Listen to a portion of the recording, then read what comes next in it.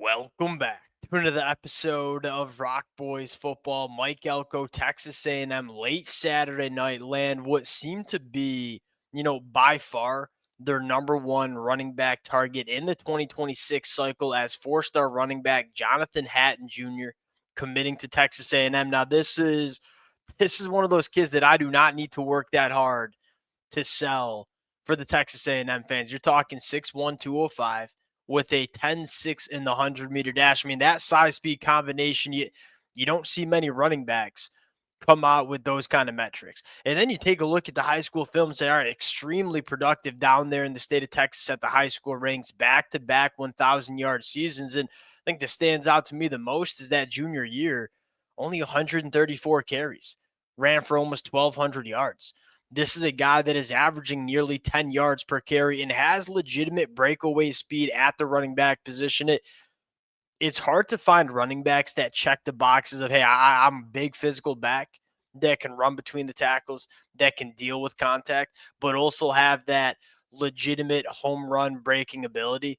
Jonathan Hatton has both. And you look at it and say you can use him in short yardage. You can use him and get him out in space. There's a lot of different ways you can use Jonathan Hatton Jr. in this Texas A&M offense. And, more of a linear guy than a short area quicks guy, but he wants to attack the line of scrimmage. And if you are a safety or linebacker and you come down and miss a tackle or you take a bad angle, he's going to be a guy that takes a 7-8 yard run, 50 yards to the house. And you look at Texas A&M, they want to run the football and they want to be explosive doing so.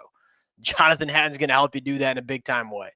Want to get a little bit into the film, talk about what Texas A&M is doing in this 2026 cycle where I feel like nobody's talking about them. They are building a very strong class in 2026. Now, before we get into it, as always, the Texas A&M fans, appreciate you guys. We had a massive visit weekend for this Texas A&M program over the last couple of days. I wouldn't be surprised if you see some commitments coming out of the weekend. We will break them down as they come in. Spring practice kicking off. A lot of visitors coming in over the next couple of weeks and months. It's going to be fun talking this program. Appreciate you guys. If y'all do enjoy the content, consider subscribing to the channel. Without further ado, let's get into it. And again, where you want to start here is just that size speed combination. And what I really do think is important is it's hard to find these kind of running backs that can do just about everything you want them to do. I mean, normally the running backs that have that, 10, 700-meter time next to their name, they're 180-pound guys that can't really run between the tackles and don't deal with physicality all that much.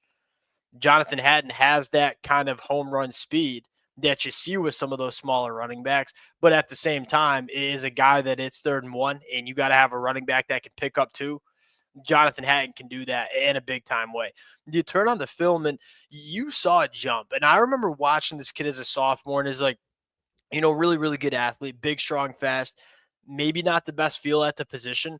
You saw a big time jump in his overall feel at the running back position during his junior year. And a guy that this is kind of important when you're talking about these kids at the high school ranks as well. Hey, are you getting better at the sport? There are a lot of guys that develop quickly, are 15, 16-year-old kids that are kind of fully developed and then kind of peter off their junior and senior year. Jonathan Hatton kind of, at least in my opinion, the opposite. This was a guy that, was a very solid running back during his freshman and sophomore year, but took a big step in his junior year. And to me, the arrow seems to be going in the right direction.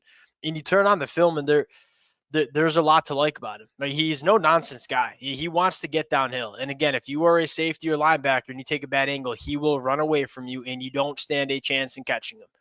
Having these running backs that can hit the home run, it's huge.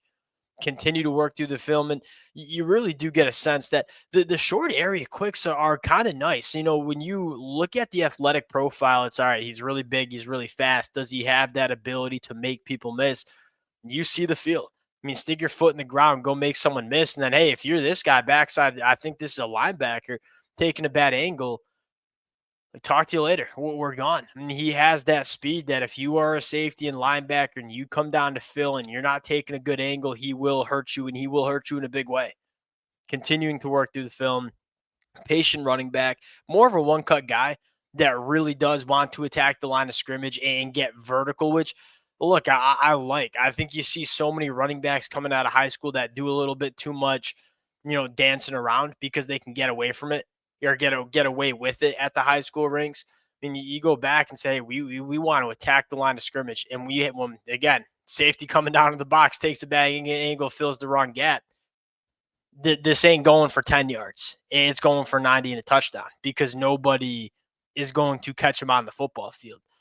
That combination of, hey, I can run physically behind my pads because I'm 205 pounds, but I can also run away from defensive backs, that matters. And you see the horsepower here. He's a guy that he's a hard guy to bring down. And then when it's time to go hit that home run play, Jonathan Hatton does. You look at Texas A&M in 2026, this is what stands out. I think they're flying under the radar because as of right now, they don't have a guy that's a top 100 prospect committed. You start scrolling down and say, all right, we got 8 commitments, and every single one of them is a blue chip prospect at this point. That's your lowest ranked guy right now is Hellman Kasuga, who I love at the quarterback position. I know Texas A&M loves. This is a really, really good class that Texas A&M is building in 2026. And if you follow what they're doing on the recruiting trail, it's only going to get better. The biggest thing that stands out to me is we had question marks about what recruiting would look like with Mike Elko coming to College Station. Can he recruit at the necessary level to win SEC championships? The talent's coming. This is a team that even going into 2025, from a talent perspective, this is a team that has the talent to go out and win SEC championships, and Mike Elko is ensuring that in terms of what they're doing on the recruiting trail as well. If Mike Elko can build a program and develop players the way I think he can, this program is going in the right direction, and it's going in the right direction really quickly. We'll close it out there. Appreciate you guys rocking with it. If y'all do enjoy the content, consider subscribing to the channel, and we'll talk to y'all later. Peace.